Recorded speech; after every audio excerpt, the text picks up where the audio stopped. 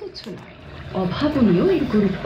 এই মহাবিশ্বে মহাকাল মাঝে আমাদের গ্রহ কিংবা নিজেদের অস্তিত্বের পেছনে বরফের ভূমিকা অপরিসীম, যা আমরা কেবল বুঝতে শুরু করেছি। প্রকৃতির দারুণ সব মুগ্ধকর দৃশ্য বরফে তৈরি। এই যে যেমন এই অসম্ভব সুন্দর ধূমকেতুটি দেখা গিয়েছিল 2007-এ। আর শনির বলয়ের দিকে যদি তাকান, দেখবেন পানি জমে বরফ হয়ে গেছে, গড়ে তুলেছে মুগ্ধকর নান্দনিক বলয়। বহু বহু দূরের অনেক গ্রহ বরফ ঢাকা, অনেক গ্রহ আবার পুরোটাই এই বিচিত্র সুন্দর বরফেই তৈরি। সৌরজগতের অনেকটা জুড়ে যেমন পাওয়া যায় বরফের দেখা, তেমনি এর সীমা পেরিয়ে গেলেও পাওয়া যাবে বরফের খোঁজ। কাছের ও দূরের এসব বরফ বিশ্ব নিয়ে গবেষণা করলে আমাদের নিজেদের গ্রহটিকে আরো ভালোভাবে বোঝা যায়, কারণ আমরা যতটা ভাবি আমাদের প্রিয় এই গ্রহটি তার চেয়েও বেশি বরফ নির্ভর।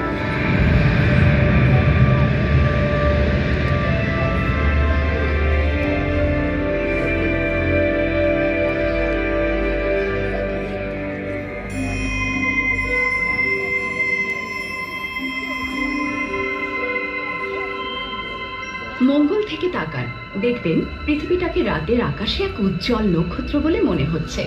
ছোট্ট কোনো দূরবীন দিয়ে তাকালে সবুজ পৃথিবীর বুকে স্পষ্ট দেখতে পাবেন নীল সমুদ্র, দেখতে পাবেন নিয়ত পরিবর্তনশীল মেরু বরফ। এরকম দুটো বরফ অঞ্চল আছে। এর একটা পৃথিবীর উত্তরাঞ্চল মানে আর্কটিকে। এটা আসলে বিশাল এক বরফ জমাট সমুদ্র, চারদিকে তার বিস্তীর্ণ জমিন। সাবমেরিন বা ডুবোজাহাজ সহজেই ঘুরে বেড়াতে পারে এর নিচ দিয়ে। সাম্প্রতিক গবেষণা বলছে বরফের এই অংশটি ধীরে ধীরে আরো পাতলা হয়ে যাচ্ছে, চুপসে যাচ্ছে আরো। গ্রীষ্মে অনেক সময় কিছু জলযান একদম উত্তর মেরুতে সমুদ্র পৃষ্ঠে উঠে আসতে পারে, অর্থাৎ এসব জায়গায় গ্রীষ্মে বরফ গলে যায়। কয়েক দশক পরে হয়তো দেখা যাবে গ্রীষ্মের শেষ দিকে এখানটায় কোনো বরফই নেই। হ্যাঁ, এটা অসম্ভব নয়। জলবায়ুগত বিপুল পরিবর্তন ঘটছে পৃথিবী জুড়ে। বিজ্ঞানীরা এ পরিবর্তন খুব মনোযোগ দিয়ে পর্যবেক্ষণ করছেন।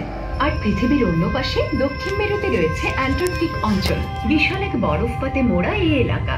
অ্যান্টার্কটিকা নামে এ অঞ্চলের আস্ত এক মহাদেশ, সবটা বরফে ঢাকা, চারপাশে তার সমুদ্রের নীল জল।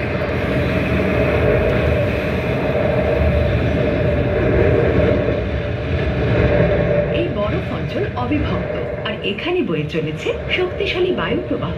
সব মিলে এটি বিশ্বের অন্যতম ভয়ঙ্কর এক সমুদ্রপথ।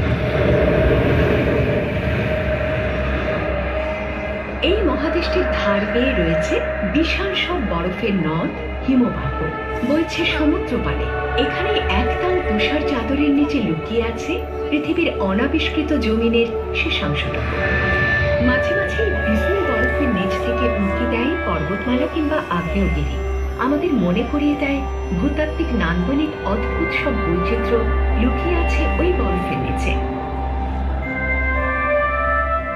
বিশেষ ধরনের যন্ত্র দিয়ে 2.5 কিলোমিটার বরফ খুঁড়ে মানুষ উঁকি দিতে চেষ্টা করেছে এই হারানো পৃথিবীর গভীরে। যুক্তরাষ্ট্রের আকারের বিশাল এক মহাদেশ রয়েছে সেখানে। আছে সারি সারি পাহাড়, পর্বত, হ্রদ ও নদী।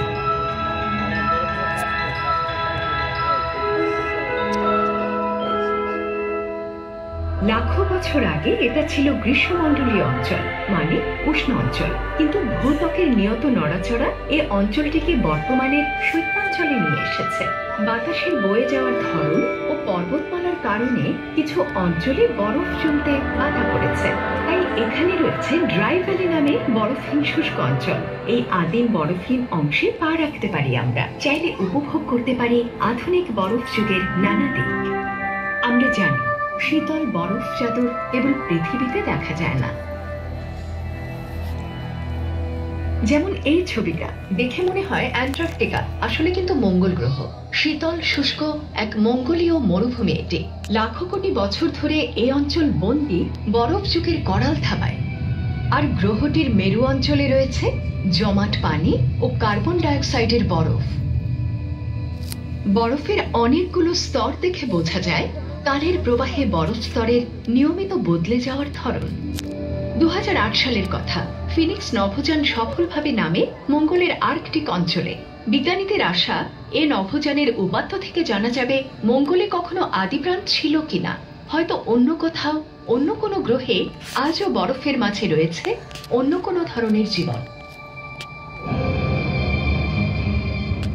এই যেমন এটা একটা ধূমকেতু, ধুলো ধূসরিত এক বরফ গোলক, প্রায় 1160 কিলোমিটার বিস্তৃত। সূর্যের যত কাছে এগোচ্ছে বাষ্পীভূত হচ্ছে এর বরফ। পেছনের মহাশূন্যে ছড়িয়ে পড়ছে সেই বাষ্পীভূত বরফের লম্বা লেজ। বিজ্ঞানীদের ধারণা, এরকম ধূমকেতুরাই শিশু পৃথিবীতে বয়ে এনেছে অন্তত অর্ধেক পানি ও আরো জটিল সব রাসায়নিক যৌগ। এসব ধূমকেতু আসে মঙ্গলেরও আরো অনেকটা পেছন থেকে। এখানে সৌরজগতের শীতল বহিস্থ অঞ্চলে আমরা দেখা পাই বিচিত্র সব বরফ জগতের। যেমন এই ইউরোপা, বৃহস্পতির গ্রহাকৃতির এক চাঁদ। এদের তুষারাবৃত পৃষ্ঠে আছে বরফের গলে যাওয়া, জমাট বাঁধা, এমনকি ভেসে বেড়ানোর স্পষ্ট চিহ্ন। এই জমাট বরফ পৃষ্ঠের নিচে হয়তো রয়েছে তরল পানির সমুদ্র। ভবিষ্যতের কোনো নভোযান হয়তো এই সমুদ্রের গভীরতা পরিমাপের চেষ্টা করবে।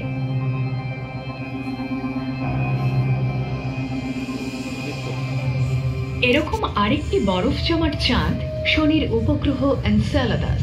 ক্যাসিনি নভোযান এটির দক্ষিণ মেরুতে বাষ্প উদ্গীরণকারী দারুণ সব ঝর্ণার দুর্দান্ত কিছু ছবি তুলেছে। ইউরোপা থেকে ছোট এ চাঁদের ভেতরটুকুও হতে পারে তরল। এসব ঝর্ণা ইঙ্গিত করে কোনো না কোনো কারণে গ্রহটির ভেতরটুকু বাষ্প উৎকীর্ণের মতো যথেষ্ট উষ্ণ। এনসেলাদাসের এই বাষ্প সম্ভবত শনির বলয়ের কিছু অংশ গড়ে ওঠার পেছনে ভূমিকা রাখছে আজও। বেশ অনেকদিন ধরেই আমরা জানি শনির মূল বলয়গুলো পানি জমে সৃষ্ট গাড়ির মতো বিশালাকৃতির বরফ চাপ দিয়ে তৈরি। তবে তাদের বয়স ও সৃষ্টির নেপথ্যের কারণ আজও রহস্য। আরো রহস্যময় হল টাইটান, আকারে বুধ গ্রহের সমান শনির চাঁদ। আমরা এই মিথেন মেঘের মধ্য দিয়ে নামছি হাইগেন্স ল্যান্ডারে করে। পৃথিবীর আদিকালের মতো এর বর্তমান বাসা, তবে হিম শীতল। পৃথিবীর ভেতরের অনেকাংশ পাথরে, টাইটানে সেই পাথরের জায়গা নিয়েছে বরফ। পুরো উপগ্রহটি জুড়ে আছে তুষার পর্বত, বরফের আগ্নেয়গিরি এবং মিথেনের তুষারপাত। অনেকটা অঞ্চল জুড়ে আছে প্রাকৃতিক গ্যাসের হ্রদ। এই রাসায়নিক তরল সম্ভবত ভবিষ্যতের অনুসন্ধিৎসুদের জন্য বুকের মাঝে লুকিয়ে রেখেছে দারুণ সব আবিষ্কার। আরেক চন্দ্রদানু ট্রাইটন, নেপচুনের চাঁদ। এটির বরফ পৃষ্ঠে ঝর্ণা দেখা যায়, ছিটকে বেরোনো পানি উঠে যায় 9 কিলোমিটার পর্যন্ত। বিচিত্র কোনো কৌশলে ট্রাইটন পৃষ্ঠ এই উষ্ণ জলধারাকে ছুড়ে দেয় প্রায় 90 ডিগ্রি কোণে। আমাদের সৌরজগতে বরফ বিশ্বের সংখ্যা আসল গ্রহরাজির চেয়ে অনেক অনেক বেশি। আর এসব বিশ্বে আমরা যা আবিষ্কার করেছি তা আমাদের চমকে দিয়েছে। জানা গেছে মৃত শীতল জড়বস্তুর চেয়ে বরফ আসলে অনেক সক্রিয়। এসব বিশ্ব নিয়ে গবেষণা করে জানা গেছে অনেক কিছু। আমরা বুঝতে পেরেছি আমাদের গ্রহটি ও আমাদের অস্তিত্বের পেছনে রয়েছে বরফের বড় ভূমিকা। এখন আমরা জানি গত কয়েক মিলিয়ন বছরে পৃথিবী নিয়মিত হারে শীতলকালের মধ্য দিয়ে গেছে। এই শীতলকালীন সময়টাকে ইংরেজিতে বলে আইস এজ, মানে বরফ যুগ। প্রতি 100,000 বছরে একবার করে এরকম বরফ যুগ নেমে এসেছে পৃথিবীর বুকে। বর্তমানে আমরা দুটো বরফ যুগের মাঝে কিছুটা উষ্ণ সময় কাটাচ্ছি। সাম্প্রতিক বছরগুলোতে এই উষ্ণতার হার বাড়ছে প্রচন্ডভাবে। সম্ভবত এতে বড় ভূমিকা রাখছে মানুষ। পৃথিবীর মোট বরফের প্রায় 10% আছে গ্রিনল্যান্ডে, বাকি বেশিরভাগটুকু আছে অ্যান্টার্কটিকায়। এই বরফ খুঁড়ে নিচে নামা যেন এক ধরনের সময় ভ্রমণ। 1000 বছর ধরে প্রতি শীতে তুষার ঝরে পড়েছে আকাশ থেকে। বছরের পর বছর এসব তুষার পড়তে পড়তে জমেছে, গড়ে তুলেছে আজকের বিপুল বরফ অঞ্চল। বরফের সিলিন্ডারকে ইংরেজিতে বলে কোর। এ ধরনের কোর সংগ্রহ করেন বিজ্ঞানীরা, গবেষণা করেন এবং জমিয়ে রাখেন সংরক্ষণাগারে। এই যেমন এই ঘরটা, এখানে সংরক্ষণ করা হয় বরফের কোর। প্রতি স্তর বরফ যেন এক একটি টাইম ক্যাপসুল। এতে থাকে নানা ধরনের গ্যাস, বিভিন্ন ধরনের পদার্থ। এগুলো আমাদের বলে এরা যখন মাটির বুকে জায়গা করে নিয়েছিল ঠিক কেমন ছিল সেই সময়কার তাপমাত্রা ও বায়ুমণ্ডলের গঠন। শক্তিশালী এক রেকর্ড বইয়ের মতো এগুলো। এসব বইয়ের পাতায় পাতায় বরফের শ্বেত শুভ্র কালিতে লেখা আছে শত সহস্র বছরের অজানা ইতিহাস। অ্যান্টার্কটিক আইস কোরের কথা যদি বলি, এরা রেকর্ড জমিয়ে রাখে বিশাল আকৃতির এক বারকোডের মতো। প্রায় 4 লাখ বছরের ইতিহাস জমা আছে এরকম এক একটি কোরের মাঝে। এই সময়কালের তাপমাত্রা কেমন ছিল সেটা জানতে পারি আমরা, পড়তে পারি কার্বন ডাই অক্সাইডের পরিমাণ এই বিস্তীর্ণ সময়কালে কেমন ছিল, কিভাবে বদলে গেছে দিনে দিনে। মাটির স্তর থেকে পাওয়া সমুদ্রপৃষ্ঠের নানা তথ্যের সঙ্গে এসব তথ্য তুলনা করে দেখা যায়। বরফ যুগ আসে যায় কালে কালে, সেই সঙ্গে বদলে যায় এইসব তথ্য। তবে এটুকু স্পষ্ট বোঝা যায় শিল্প বিপ্লবের সময় থেকে কার্বন ডাই অক্সাইডের পরিমাণ বাড়তে শুরু করেছে প্রবলভাবে, বাড়ছে আজও। একই সঙ্গে বিজ্ঞানীরা রেকর্ড করেছেন এর পাশাপাশি পাল্লা দিয়ে গলেছে গ্রিনল্যান্ড ও আর্কটিক সমুদ্রের বরফ। প্রমাণ আছে স্পষ্ট। ফি বছর ঋতু পরিবর্তনের কারণে আমরা দেখতে পাই কি হারে বাড়ে কমে মেরু বরফের পরিমাণ। উপাত্ত প্রমাণ থেকে দেখা যাচ্ছে স্পষ্ট মেরু বরফ পাতলা হয়ে যাচ্ছে দিনে দিনে। প্রতি বছর গ্রীষ্মের দৈর্ঘ্য বাড়ছে আর পাল্লা দিয়ে কমছে বরফের পরিমাণ। এটা দেখুন, ইলুলিসাত নামে পশ্চিম গ্রিনল্যান্ডের এই গ্লেসিয়ারটা প্রকৃতির অন্যতম গুরুত্বপূর্ণ বুলডোজারগুলোর একটি। মানুষের ইতিহাসে বরফের মতো আর কিছু পৃথিবীর আকৃতি গড়ে দেয়নি, এতটা ভূমিকা রাখেনি পুরো গ্রহটির জলবায়ুর চালিকা শক্তি হিসেবে। এখানে বিশাল এক গ্লেসিয়ারের নিচে আমরা দেখছি বরফকে, এর সবচেয়ে শক্তিশালী। দেখছি জন্ম নিচ্ছে একটি আইস।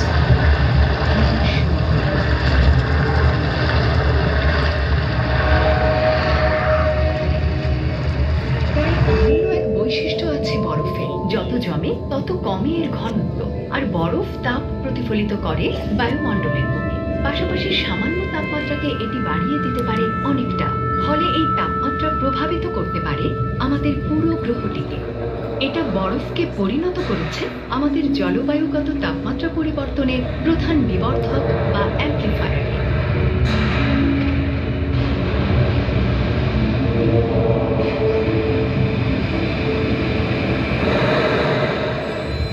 সূর্যের বেশিরভাগ তাপ পৃথিবী জুড়ে ছড়িয়ে পড়ে মহাসমুদ্রের স্রোতের মাধ্যমে। উষ্ণ বিষুবীয় স্রোত এই তাপ বয়ে নেয় মেরুর দিকে আর ফিরে আসে অতল গভীরের শীতল লবণাক্ত পানি নিয়ে।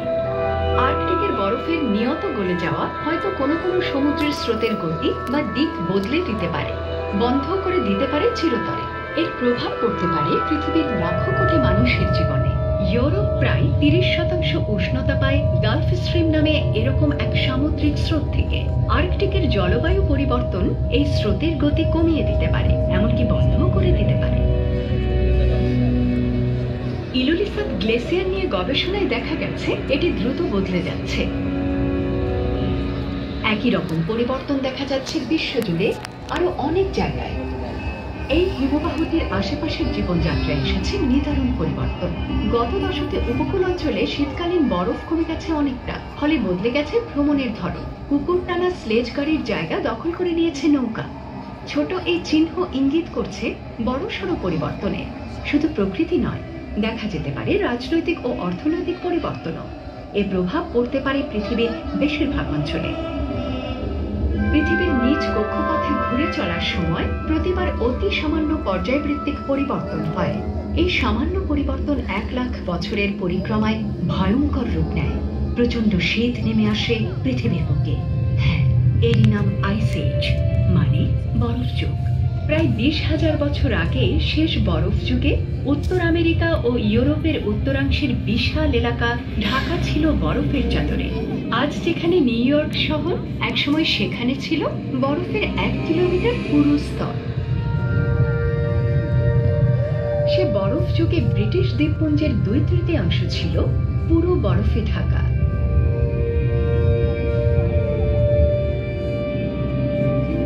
শেষ বরফ যুগের আগের দিকে হিমবাহ এগোতে এগোতে এসে থেমেছিল বর্তমান লন্ডন শহরের একদম প্রান্তে।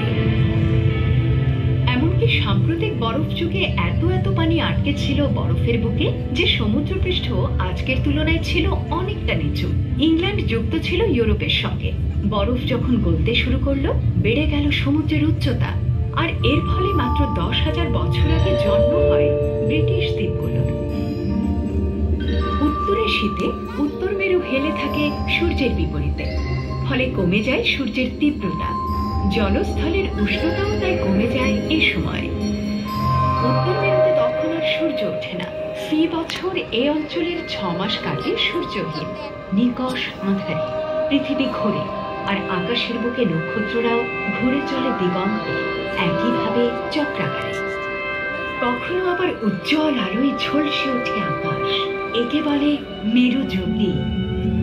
এই ছবিগুলো টাইম ল্যাপস হিসেবে মহাকাশ থেকে তোলা। আমরা দেখতে পাচ্ছি বসন্তে সৌরশক্তি বৃদ্ধির প্রভাব।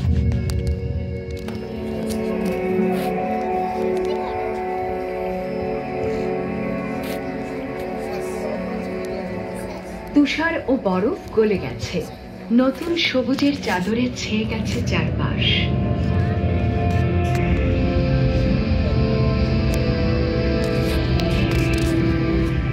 প্রতি বসন্তে কোটি কোটি লিটার পানি এসে মেশে উত্তর সমুদ্রে। জলবায়ুর প্রচণ্ড পরিবর্তনে যদি বদলে যায় এসব চক্র, যাদের জীবিকা নির্ভরশীল এই সমুদ্র ও ভূমির ওপর, কি হবে তাদের? উত্তরে গ্রীষ্মে আবার উত্তর মেরু হেলে পড়ে সূর্যের দিকে, ফলে সৌরশক্তি সরাসরি ছড়িয়ে পড়ে, প্রতিফলিত হয়ে উষ্ণ করে তোলে চারপাশের সব। মেরুর কাছে এর মানে হলো কখনো সূর্যাস্ত হয় না। চক্রাকারে ঘুরপাক খায় মেরুর আকাশে পৃথিবীর ঘূর্ণনের সঙ্গে সঙ্গে।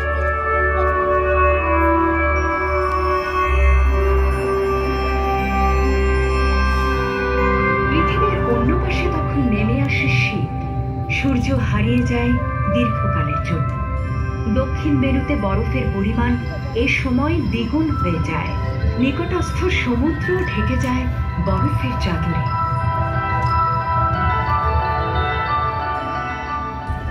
এভাবে ঘুরে চলে অন্তহীন ঋতুচক্র।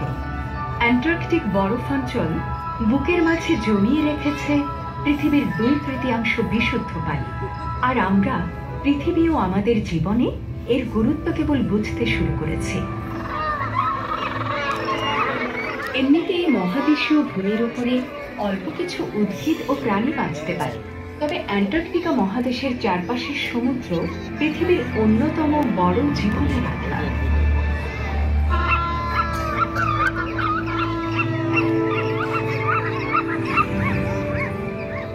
অ্যান্টার্কটিকার যে প্রাণীটি সবচেয়ে পরিচিত তার নাম পেঙ্গুইন, তবে সবচেয়ে বেশি দেখা যায় ক্রিল। এটি একাধারে সবচেয়ে গুরুত্বপূর্ণও বটে।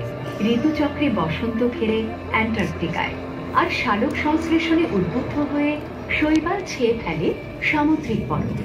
গ্রীষ্মের তাপদাহ যখন এ বরফ গলিয়ে ফেলে, তখন বরফের গায়ে জমা শৈবাল ছড়িয়ে পড়ে সমুদ্রের জলে। ক্ষুদে ক্রিলেরা এই শৈবাল খায়। এভাবেই চমৎকার এই প্রাণীগুলো টিকিয়ে রাখে অ্যান্টার্কটিকার খাদ্য শৃঙ্খলা। খোলসযুক্ত ক্ষুদে এসব প্রাণীর দৈর্ঘ্য মাত্র কয়েক সেন্টিমিটার। বৈচিত্র্যময় সিল, তিমি, পাখি ও পেঙ্গুইনের দল এদের খেয়ে বাঁচে। গবেষণায় দেখা যাচ্ছে সাম্প্রতিককালে ক্রিলের সংখ্যা কমে যাচ্ছে আশঙ্কাজনক হারে। ধীরে ধীরে বাড়ছে অ্যান্টার্কটিকার তাপমাত্রা, কমছে বরফ।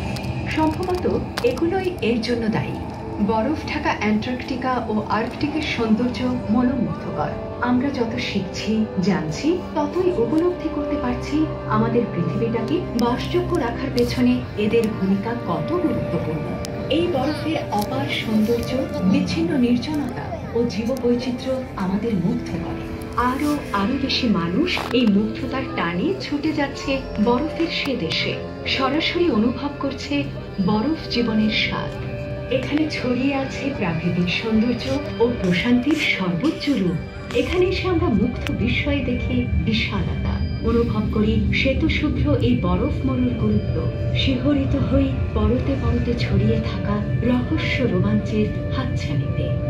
আমাদের গ্রহটির মেরু বদলে যাচ্ছে, এর কোনোটি ঘটছে প্রচন্ড দ্রুত। পৃথিবী ও মানব সভ্যতার জন্য এই পরিবর্তনের মানে আসলে কি তা বুঝতে সময় লাগবে। আরো পর্যবেক্ষণ করে, শিক্ষা নিয়ে ও সে অনুযায়ী যথার্থ পদক্ষেপ নেওয়ার মাধ্যমে কেবল আমরা নিশ্চিত করতে পারি মহাবিশ্বের বিশালতার মাঝে এক প্রাকৃতিক নভোযানের মতো এই পৃথিবী যেন বাসযোগ্য থাকে আমাদের জন্য, যেন নিরাপদে থাকে এর সব অভিযাত্রীরা।